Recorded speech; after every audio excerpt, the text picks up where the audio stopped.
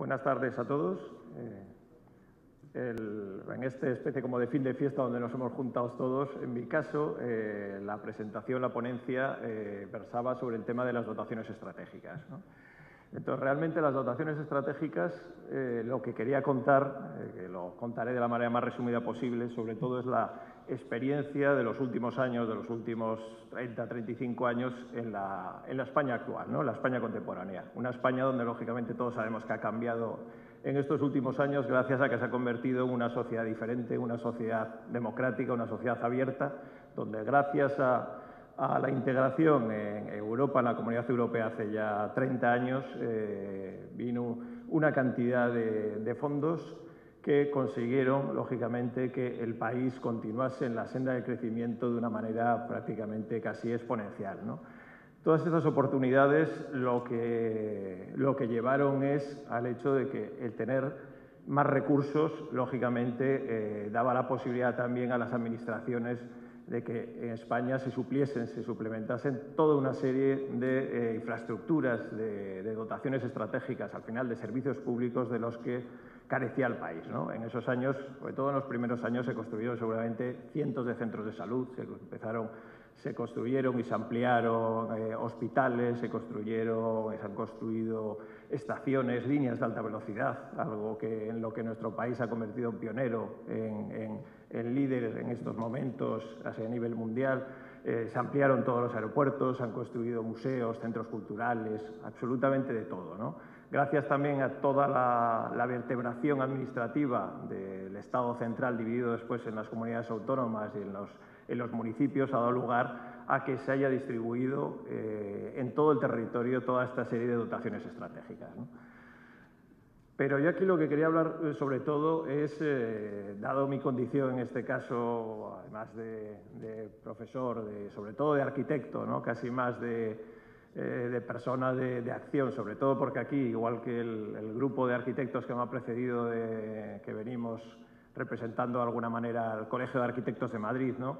Me gustaría más hablar realmente como un arquitecto, ¿no? Hablar más de arquitectura, ¿no? Que es de lo que está compuesto nuestras ciudades, ¿no?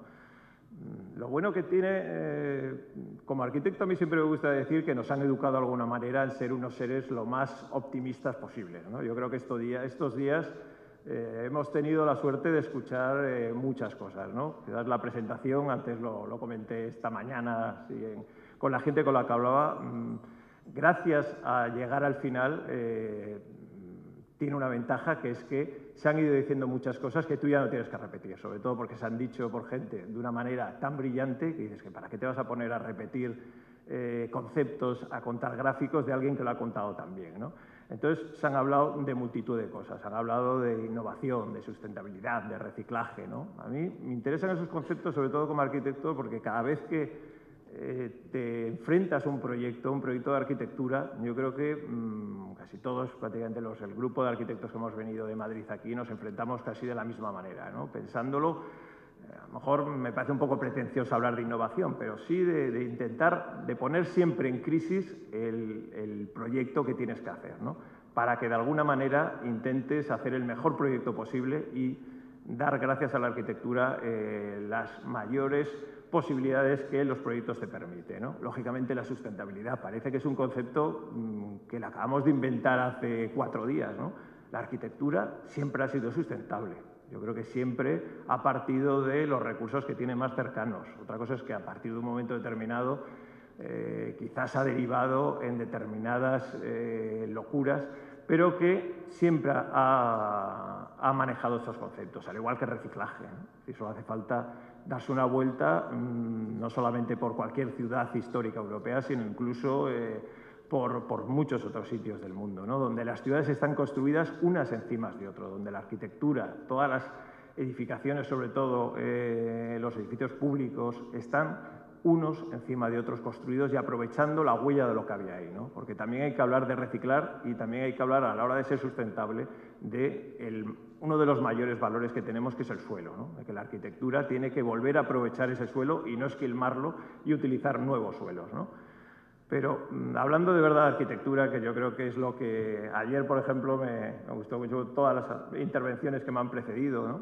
Por eso yo creo que muchas veces mucha gente se queja en esta cosa de que cuando alguien te precede te quita las ideas de las que tienes que contar, ¿no? A mí en esta cosa optimista, que también en una de ellas se hablaba de ver esa visión de siempre de ver el vaso medio lleno, medio vacío, yo prefiero al revés, digo, mira, me han contado cosas que me ahorro volver a contarlas, ¿no? Entonces ahí, por ejemplo, cuando se habló en esta misma sala de vivienda, el profesor González Gallegos empezó a hablar de arquitectura y después, qué pena que no me da tiempo a hablar de más ejemplos, ¿no? Que bueno, no serán ejemplos de él, pero veremos muchos ejemplos de arquitectura española, ¿no? Pero sobre todo a la hora de hablar de arquitectura, yo creo que conecta con el concepto de ¿para qué hemos venido aquí? Un foro iberoamericano de ciudades, ¿no? Si hablamos de ciudades, hay que hablar de arquitectura, que es lo que conforma, junto con las personas, lógicamente, las ciudades, ¿no? Y yo creo que hay que hablar más de arquitectura. Y sobre todo, ¿qué es lo que aporta a la ciudad la arquitectura de estos edificios públicos, de estas dotaciones estratégicas? Porque realmente los arquitectos poco podemos dar, no facilitamos servicios públicos a la sociedad. Lógicamente, a nadie, el ejemplo de un hospital, a nadie nos gusta ir a un hospital ni a un centro de salud, pero cuando vas a un hospital no vas pensando a ver si el hospital es bonito, tiene un buen espacio, es agradable, que si es agradable mucho mejor, sino que lo que vas pensando es a ver si te dan un buen servicio, a ver si tienes un buen médico, un buen profesional, alguien que te atienda en ese momento. Pero mientras no lo usas, al final es un edificio, como muchos otros, como le pasa con las estaciones de tren o con los museos. Se ha hablado muchas veces estos días también que los museos hay veces que ni los visitamos, aunque los tengamos al lado. Pero en cambio pasas todos los días al lado de todos estos edificios. Y lo importante realmente es de lo que se ha hablado aquí todos estos días, y es del espacio público, ¿no? Pero no hablar del espacio público como algo abstracto, sino de verdad, yo creo que coincido con lo que ha dicho José María Azqueaga, que el espacio público efectivamente lo conforman las actividades que realiza la gente en ellas, pero para poder realizar esas actividades hay que crear el marco físico, que es ese espacio público que se crea gracias a la arquitectura y que cuando tiene interés la gente lo identifica y la gente lo ocupa, ¿no? El ejemplo del matadero que se ha puesto tantas veces. El matadero es una instalación que, aunque hubiese estado obsoleta y abandonada, tenía un potencial arquitectónico, un espacio que la gente lo ha hecho suyo rápidamente. Seguramente en otros entornos arquitectónicos de peor calidad arquitectónica no se hubiesen convertido con esa facilidad en esos espacios públicos.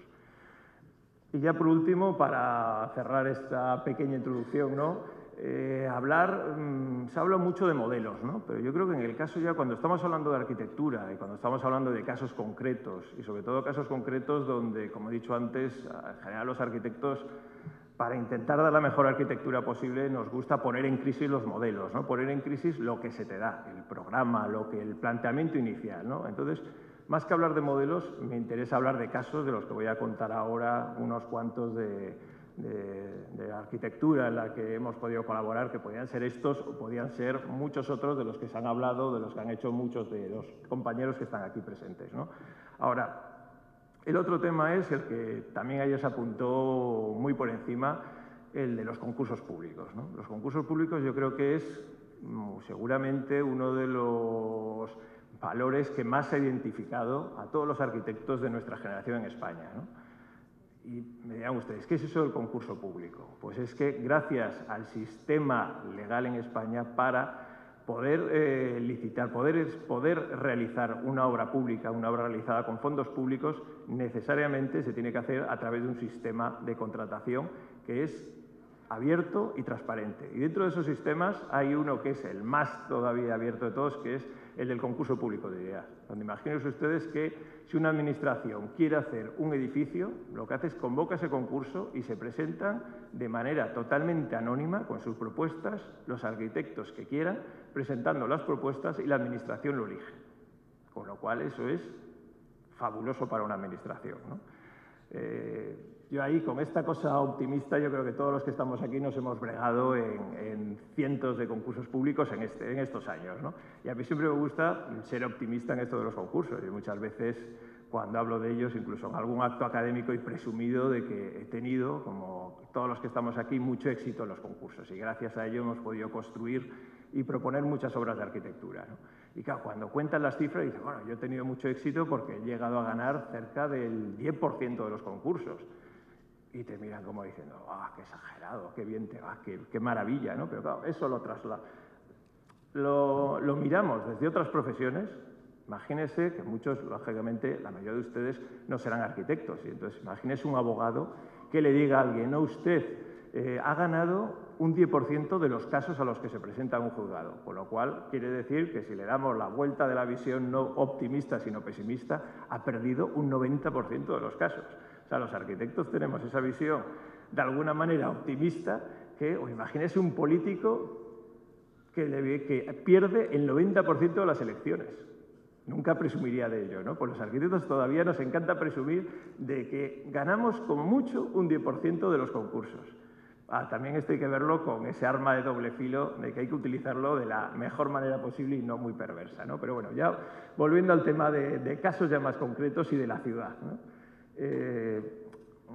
Se ha hablado de muchas ciudades, pero las ciudades, como se ha dicho estos días, pues desde ciudades de 10.000 habitantes a grandes ciudades como Ciudad de México de más de 20 millones, o ciudades ya de una escala intermedia, pues como Veracruz de 1.200.000, Madrid 3.200.000, con lo cual no podemos meter en el mismo saco a todas las ciudades como tan bien se ha comentado estos días, ¿no? Al final estamos hablando de dimensiones, de escalas distintas, y no solamente de escalas en las propias ciudades, sino también de escalas en las propias intervenciones de los proyectos de arquitectura con respecto a los espacios públicos que genera.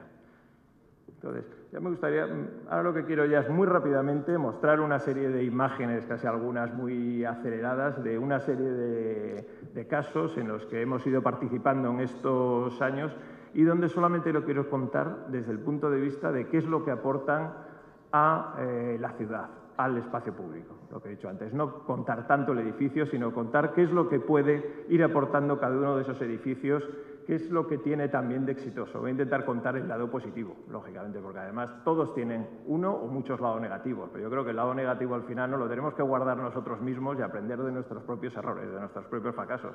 Porque aunque en muchos casos pensamos que muchos de esos fracasos son consecuencia de la situación económica, del gestor o del interlocutor que tienes y que no deja hacer todo lo que tú querrías, en el fondo yo creo que en parte los arquitectos lo que tenemos que hacer es intentar controlar esas situaciones, ¿no? Controlar todos esos equipos, toda la gente, todos los procesos que se vinculan a través del proyecto en una obra de arquitectura y que al final acaban generando un espacio público en la ciudad, y donde cuando no somos capaces de controlar y de controlar todas esas situaciones y al final no acaba quedando las obras y los espacios y la propia arquitectura, con lo cual la ciudad como debería, parte de la culpa acaba siendo nuestra, pero eso ya es algo de lo que tenemos que aprender cada uno de nosotros, ¿no? ¿Se puede bajar un poco el nivel de la luz para que se vean mejor las imágenes? Así voy a intentar pasarlas lo más rápido posible y simplemente anotar alguna idea de cada una de ellas, ¿no?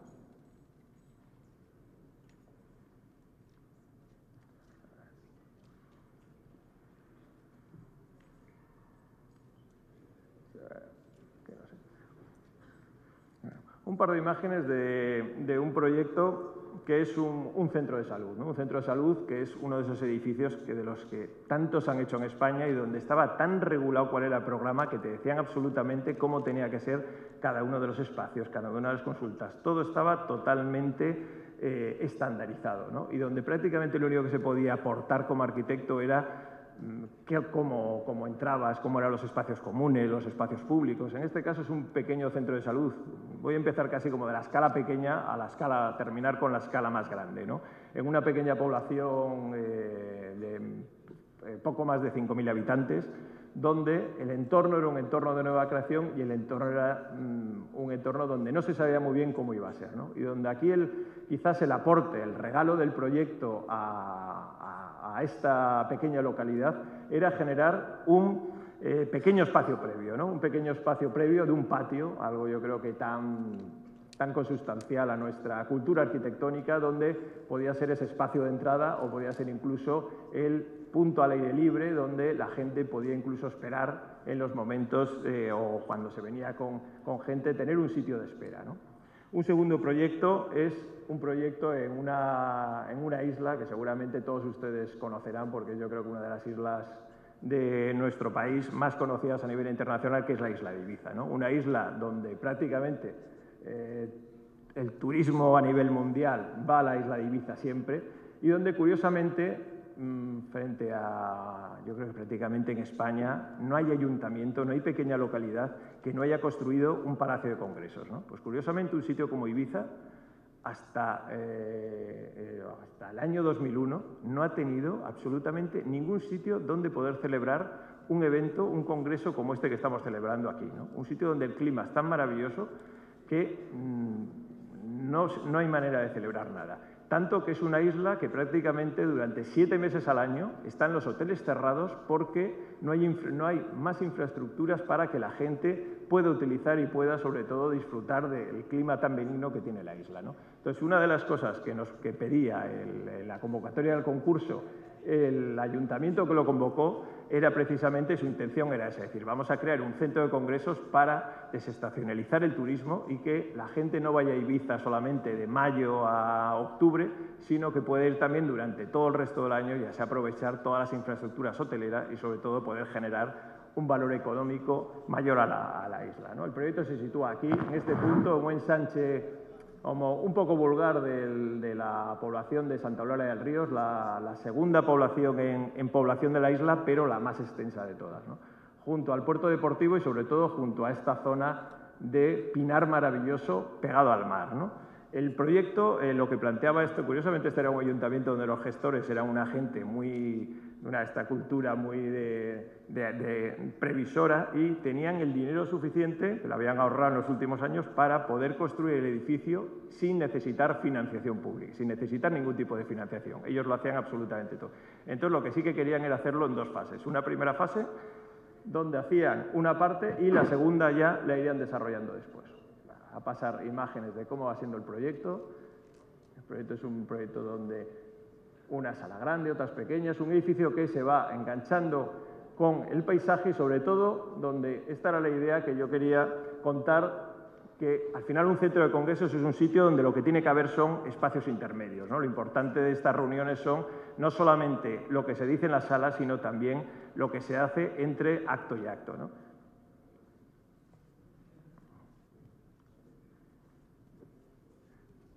Esto es el edificio, la primera fase construida, la segunda cuando se iba a construir, voy pasando rápido, imágenes.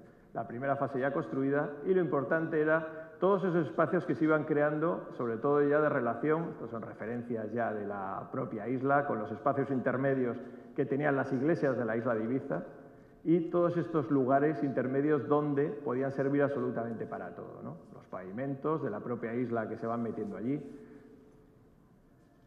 y donde el edificio, había un momento que no sabía si estabas dentro o fuera, ¿no? Sobre todo porque la actividad, se iban abriendo las puertas y la gente podía entrar, podía salir y podía disfrutar de esos espacios intermedios que un clima como el de la isla de Ibiza te lo permite, ¿no? En la ciudad de Logroño, es una ciudad de escala y intermedia, de unos 150.000 habitantes, hicimos un par de proyectos. El primero era rehabilitar un edificio, una antigua fortificación de la muralla de principios del siglo XVI que estaba totalmente olvidada, ¿no? Aquí nos llamaron para hacer el proyecto. Esto no fue fruto de un concurso, sino un encargo directo, que lo que nos pedían eran 9 meses hacer el proyecto, ejecutarlo e inaugurarlo. Todo porque los Reyes iban a ir a inaugurarlo 9 meses más tarde. Entonces, esto era la situación en la que estaba, y simplemente nos pidieron hacer un pequeño pabellón para una exposición.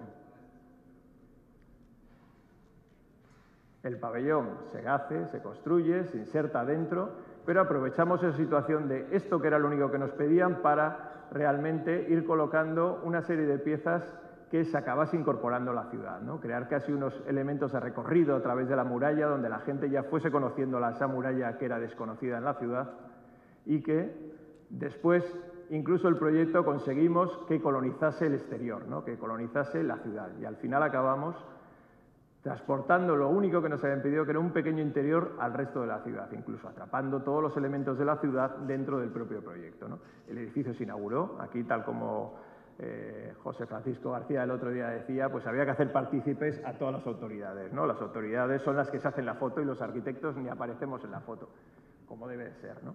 Y hubo también después la oportunidad, con la crisis, a través de los planes E, de hacer una segunda fase, ¿no? Una segunda fase donde se demolía el resto y donde la actuación era continuar con más de lo mismo, ¿no?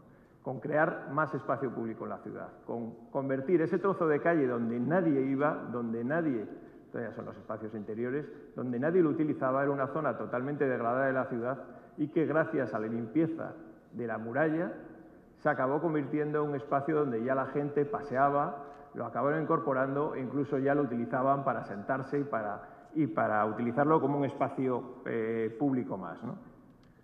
Otro proyecto en Logroño realizado, que en estos momentos se está realizando la obra, era la rehabilitación de un antiguo hospital militar donde simplemente se quería rehabilitar esta parte y el resto convertirlo en un palacio de justicia, ¿no? Un palacio de justicia para toda la comunidad autónoma. Y las bases del concurso lo que decían es: vamos a mantener el edificio, vamos a tener sobre la parcela unos retranqueos donde lo que nos iba a permitir es ampliar una calle para que la calle tuviese un poco más de tamaño. ¿Cuál es la propuesta? Lo que se les da, el plus que le queremos añadir es, ¿y por qué no, en vez de tener una pequeña calle, duplicar la dimensión para ya tener de verdad una pequeña plaza, un espacio público? Se crea, se diseña ese espacio público, esa plaza, y además se prolonga, esa plaza jardinada, prolongan los laterales para ir atándolo con el resto del edificio, ¿no? Ir cosiéndolo con el resto de la ciudad. Y a la segunda acción,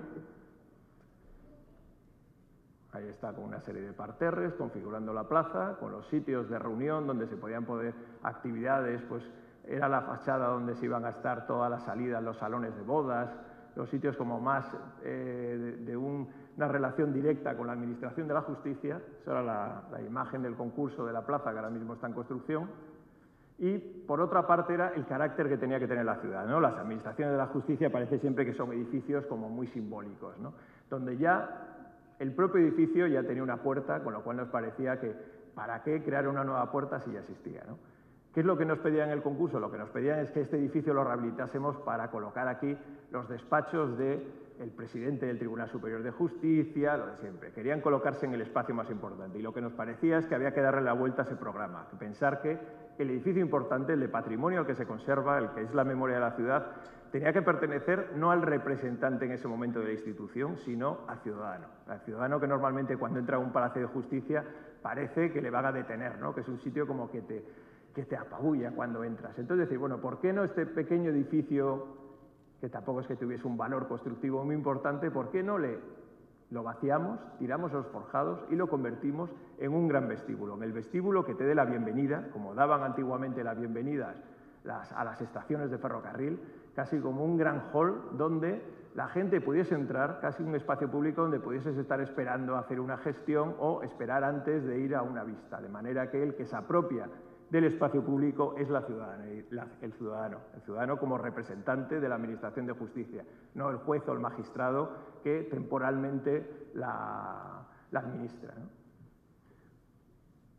Este es un proyecto que, más curiosamente, uno de los ponentes estos días era un representante del Ayuntamiento de Pontevedra, que esto es una ciudad también de una escala media, donde el proyecto ya tiene una escala mayor, ¿no? El proyecto era la ampliación y rehabilitación del Museo de Pontevedra, un museo de bellas artes que ocupaba esta parte, el claustro del antiguo Colegio de los Jesuitas, pero que la idea era no solamente ampliar el edificio en lo que fue el espacio de la antigua huerta, sino la idea era completar y pensar que todo era una manzana única del centro de la ciudad. El centro de la ciudad estaba delimitado por este punto que era el límite de la antigua cerca y este es el otro límite del casco histórico de Pontevedra. Entonces, había que mantener, como debía ser, las alineaciones de la ciudad, por un lado, la alineación de lo que parecía que iba a ser la muralla, por el otro lado, y además también nos pedían intentar conservar en el interior del museo una pequeña zona verde. Entonces, decir, bueno, ¿y por qué un museo tiene que ser un espacio totalmente cerrado, donde parece que entras y todo está bajo candado, bajo llave, ¿no? ¿Por qué no pensar que, lo mismo que la ciudad va teniendo esas pequeñas zonas verdes, ¿por qué no pensar que esa zona verde se puede ampliar? Ampliar el museo hacia el lado opuesto, casi como continuando, y ampliar la zona verde de manera que casi consigamos que hay una conexión, incorporar a la ciudad, regalar una calle a la ciudad, algo que nadie pedía, ¿no? De manera que el edificio pudiese albergar sus funciones, pudiese tener su zona de vestíbulo, su zona donde tenías todas las obras de arte y la calle que atravesaba la ciudad y que este elemento que comunicaba, que tenía todos los elementos de escalera y ascensores, se iba comunicando a través de unas pasarelas con las salas donde estaban las obras de arte y donde se podían cerrar. Ya paso rápidamente. Ese espacio público que es el que se crea, esa calle, y esa calle que es el regalo del edificio a la ciudad. Algo que no pedían las bases, pero que es, en mi opinión, el éxito del proyecto, ¿no?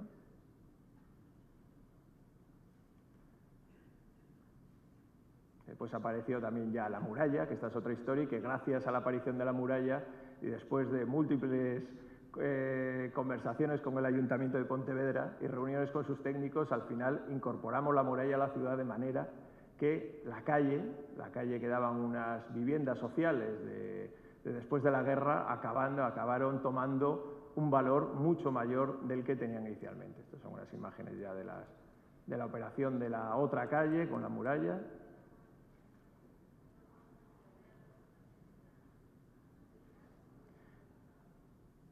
Y ya, para acabar, se ha hablado mucho de la Ciudad de Madrid estos días, ¿no? Y de algunas de las operaciones, yo creo que muy exitosas de la Ciudad de Madrid. Voy a contar dos de ellas en las que participamos. Una de ellas, que antes Antonio Lucio comentó también que él estuvo como parte del Ayuntamiento de Madrid en toda la aventura tan ambiciosa y tan dinamizadora de la ciudad, que fue la apuesta del Madrid 2012, ¿no? En la apuesta del Madrid 2012, esto era el Estadio Olímpico, lo que era el inicio del Estadio Olímpico, el Estadio de la Pineta, ¿no? En lo que se encontraba. Esto era como era en el año 2002, 2003, cuando se empieza el proyecto. Esta era su situación. Y esto es lo que inicialmente se planteaba. Para hacer unas Olimpiadas se necesita un programa muy específico. Pues esto era lo que se daba. Una cosa donde decía, bueno, estaba absolutamente todo, el Estadio Olímpico, el resto de los edificios, casi parcelas como si fuera un plano totalmente racional que funcionaba muy bien, pero sin ninguna visión de ciudad detrás, ¿no? Entonces, lo primero que planteamos es por qué no hay determinados usos que se pueden llevar a otros sitios, sobre todo cuando son usos que solo se van a usar durante un mes en el caso de las Olimpiadas, y curiosamente esta operación se llamaba Parque Olímpico. Y dices, ¿por qué no convertirlo de verdad, en vez de en esta cosa casi como de parcelas en las afueras de la ciudad? Es una de las últimas oportunidades de la Ciudad de Madrid, convertirlo en esto, en un gran parque, ¿no? Este era el escenario preolímpico, el escenario olímpico, el posolímpico, todos los escenarios posibles y con todas sus, esto ya pasó muy rápidamente, con todos sus funcionamientos, sus puertas, pero aquí la idea es decir, ¿por qué no convertir un loteo de la ciudad en un parque? Un parque que tiene una dimensión cercana a 100 hectáreas, que es lo que mide prácticamente el Parque del Retiro, ¿no? Entonces, era una oportunidad que la Ciudad de Madrid no podía perder, ¿no? Alguna de las imágenes iniciales de cómo se tendría que urbanizar ese espacio, cómo se pensó, ¿no? Unos elementos de recintos que podían funcionar tanto para las Olimpiadas como unos pequeños sitios cerrados dentro del parque, ¿no? Y curiosamente todos sabemos que la operación de Madrid 2012 fracasó, pero a pesar de todo, este es el estado en el que se quedaron en las obras. Y esta es una foto reciente que ahora mismo se está ampliando el Estadio La Pineta para el Estadio del Atlético de Madrid y donde curiosamente ya la infraestructura de lo que se dejó aquí ya está creciendo y en el momento que se acabe de hacer todo eso, pese a que la operación fue fracasada, al final Madrid acabará teniendo un parque con el Atlético de Madrid ahí. Y ya la última es otra de las operaciones de las que tanto se ha hablado de Madrid, que es la operación de Madrid-Río, Matadero, y este es el otro edificio que quedó ahí abandonado, que es el antiguo mercado de frutas y verduras. Esta operación, que precisamente sí que ha sido un éxito, en cambio, para el mercado de frutas y verduras, desgraciadamente, no lo ha sido, y en estos momentos menos todavía, ¿no? Las imágenes de lo que todos hemos visto, la gran operación de Madrid-Río, ¿no? Uno de los legados, yo creo que más importantes de los últimos años, donde aquí había un truco. Para rehabilitar esto, se vendía la punta que daba la Plaza de Legazpi. O sea, el elemento más importante, la cabeza del proyecto, se vendía para construir una torre. El proyecto planteaba hacer una torre de manera que el punto más importante de la ciudad se iba a dar a un operador privado y, en cambio, lo que representaba la ciudad, que además esto se iba a rehabilitar para las oficinas del área de gobierno de urbanismo y vivienda, precisamente urbanismo y vivienda, lo que hacía era dar la parte más importante, la más pública, la más ciudadana, a un privado, a venderlo, para financiar la operación, ¿no? Esto es lo que había sido el mercado de frutas y verduras tradicionalmente, ¿no? un sitio donde le faltaba una puerta, ¿no? Donde le faltaba esa imagen a la Plaza de Legazpi que nunca tuvo y que de alguna manera habría que recuperar esa puerta. Y el proyecto lo único que plantea es eso, una puerta, una conexión desde el eje de Recoletos-Prado a través del propio edificio como un gran umbral que conecte posteriormente con Madrid-Río. La imagen de la puerta, de ese espacio donde la gente, donde el espacio público entraba, donde entraba dentro del patio que ahora ya de escala de camión se tenía que convertir en una escala para ciudadano, un nuevo elemento que se integraba. Pensar la operación como una operación integrada, donde lo privado ahora ya iba a pasar a un segundo plano, iban a ser dos pequeñas torres y se iba a atravesar a través del espacio público, de manera que lo público tenía que estar siempre en la ciudad por delante de lo privado. Imágenes de cómo era todo ese espacio público que al final acababa rematando, como era también el interior, también se recuperaba la antigua calle que estaba en ese punto para usos públicos. Y ya para terminar, las dos imágenes finales donde desde la propia Plaza de Legazpi se atravesaba el edificio como una gran puerta, un umbral dilatado y se llegaba al Madrid-Río.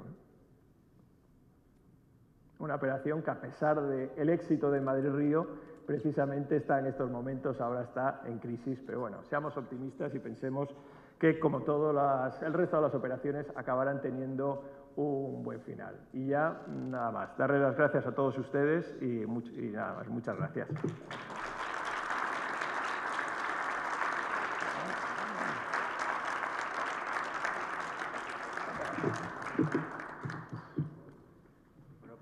Pues muchísimas gracias y con esto sí que queda ya reclausurado el Foro Iberoamericano de Ciudades e inaugurado el Foro 2016. Muchísimas gracias.